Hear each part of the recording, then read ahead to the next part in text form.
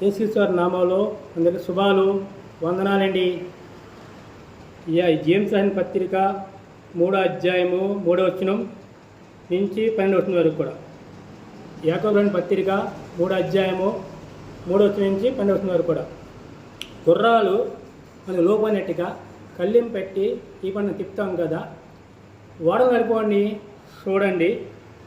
ఓడలు పెనుగాలి చేత అవి కొట్టుకుని పోయినా కూడా వాడు నడిపోడు ఉద్దేశం చప్పిన చిన్నాడు చుక్కతో వాడిని తిప్పుతాడు కదా. అలాగే మన నాలిక చిన్నదైన కొంచెం నొప్పు విస్తారం అడవిని తగలపడద్దంట. నాలిక బాగా అదిరిపడదని దేవుడు చెప్తున్నాడు.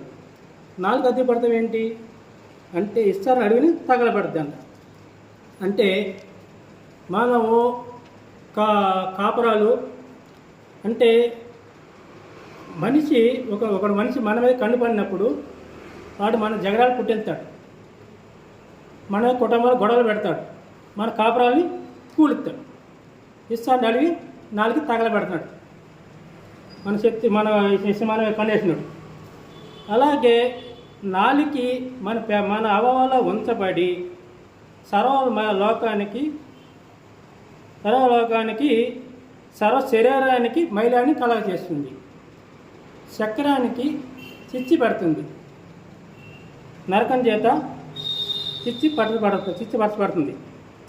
అంటే చక్రం అంటే సత్యానికి చిచ్చి పెడుతున్నాడు, సర్వమయానికి కూడా మైలాన్ని కలుగుతుంది. మురగ పక్షి జలంలో సర్ప జలంలోను అతి జాతి ప్రకారం నరజాతి సాధు అవును, సాధు పరచపడదు, సాధు అవును. అంటే ప్రతి జాతి సర్ప అన్నాడు, మురగతో పోతున్నాడు దేవుడు. మురగం అంటున్నాడు పక్షిని, నరజాతి అని చెప్తున్నాడు. నరజాతి మనుషుడు.